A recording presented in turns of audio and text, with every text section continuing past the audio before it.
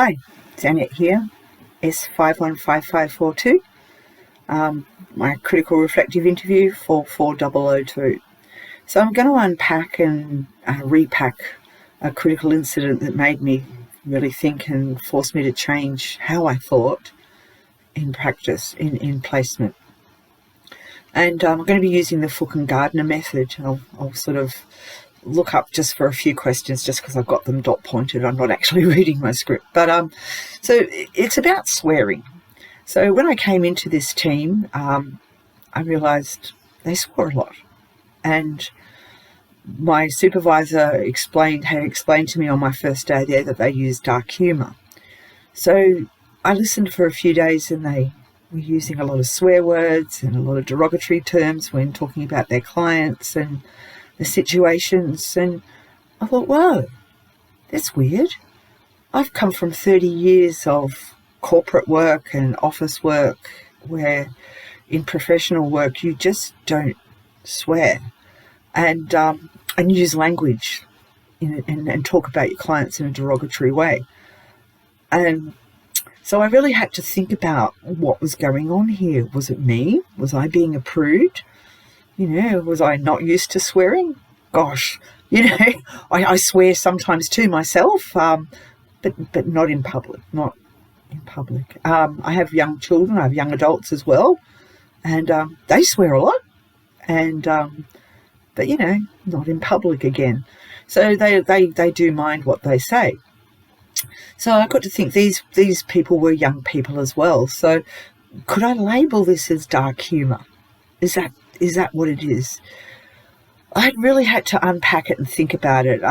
No one else in the office seemed to have a concern or worry about the language being used, and I could hear language coming from other people sometimes as well around the office, mainly young people, and I thought, well, maybe it's acceptable, maybe it's me. So I talked to my supervisor about this and said, look, this is what I want to use. I explained, and she said was fine with that. And then a week or so later, she came back to me in supervision and said, look, I'm really not happy with you using that example. Why don't you use, we had to go on a 24 the other day and that was quite critical. Why don't you use that? I said, look, and she explained too that she was worried that it was going to put a bad light on her team members. And I said, look, it's not about you guys. I won't mention names. I won't even mention the team. I'll depersonalize everything. It's about me.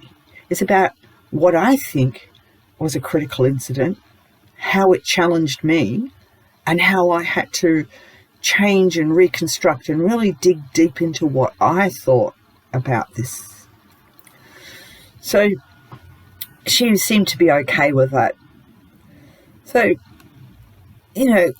if I think about how I would create this as a practice reflection, I think swearing is not acceptable. I mean, in a professional world, I still think that. I still don't think it's okay. But, I don't know, young people, maybe because they do it a lot, they get away with it. I don't know. But I don't understand. I'm sure if I think about the ASSW, in their code of ethics, they say that we should always act professionally in a manner that's professional. And I don't think swearing is professional. And, 3 out of 4 of these team members are social workers. So, I'm not quite sure how that fits into it all. But I really had to challenge myself and think, well, okay, young adults swear. But what happens here? What's wrong with this?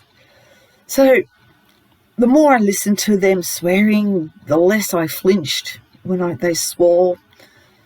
And I think actually last week I wore socks that had swear words on them. I bought them from a cheap shop. I lifted them up for my team members to see. They had a laugh. And it was just to show them that, hey, it's okay. I swear. I can swear too, but I keep it hidden. I keep it suppressed. It's not something I just bring out in a professional light. So we're thinking about power, what was happening there. So I think my supervisor was trying to exert some power over me by telling me that I wasn't allowed to use this incident in my assessment. I think that was her being powerful over me. And I think I resisted that power when I told her, hey, no, it's nothing to do with you guys. It's about me. It's about my critical incident and how it challenged my thoughts and how it forced me to think and how I had to adapt to that. That was what it was about. So I think, that power imbalance was there, and it's really important to be able to speak up for yourself and push back when someone's trying to show you power.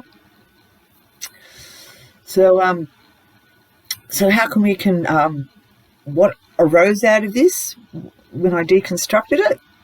Well, obviously, I thought of the socks. I thought, well, I can wear these socks in and show my team people, like I said before, that, hey, I'm okay with swearing, but it's to be hidden. It's not to be worn on the outside. It's something you can wear on the inside. You can swear at home. You can swear in your car.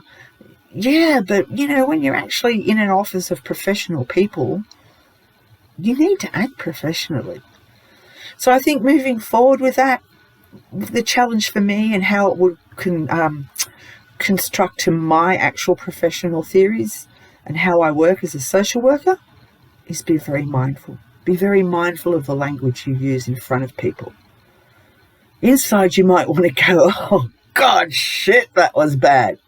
But hey, that's not professional.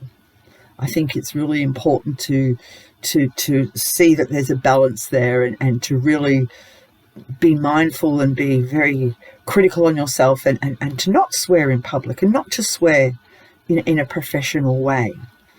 So that was quite challenging for me. And even though it seems to be accepted in the office, it's something I don't want to align myself with. I want to be seen to be someone who doesn't swear and doesn't use derogatory terms towards their clients. I mean, dark humour is fine. You can say whatever, but as long as it's not, using bad language. I don't think there's any place still for bad language. Although, I understand young people swear, so it seems to be accepted in the office, so it's nothing I can make a big fuss about. But I just, don't flinch as much now when they swear. I don't, find it as offensive as I did. I had to really change how I thought about what they were saying and how they were saying it. So that's about where I stand on it.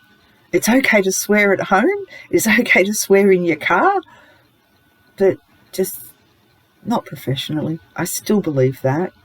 But like I said, I think I'm okay with others, younger people, swearing because I get where they're coming from. They don't understand those boundaries.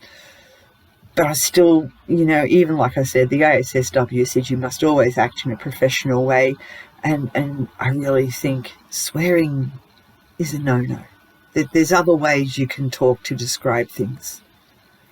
Okay, that's it. I hope you enjoyed it. No references except Fook and Gardner. Okay, bye.